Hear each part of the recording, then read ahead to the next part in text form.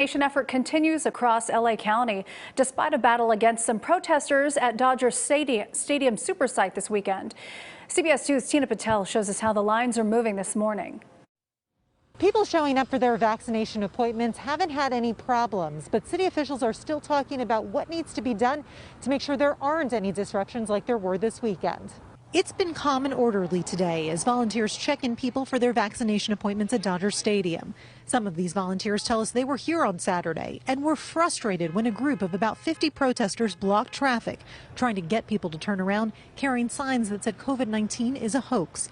Here's how one of those protesters, who didn't want to give his full name, explained his goal. I want people to question the vaccine, its efficacy, its necessity, and basically the potential dangers of it. The gates at Dodger Stadium were temporarily closed because of the protest, but police did not arrest anyone. Some health experts are angry, saying what protesters did should be considered criminal, even if everyone with an appointment eventually got their vaccine. And in a place like Los Angeles, where we have not only high transmission and our own circulating variant, we cannot risk having a major disruption in one of our major vaccination sites in the city. The group that organized Saturday's protest online has not posted plans for any more events, but the mayor's office says they are now reviewing safety protocols and will be setting up a protest zone in the event of future demonstrations.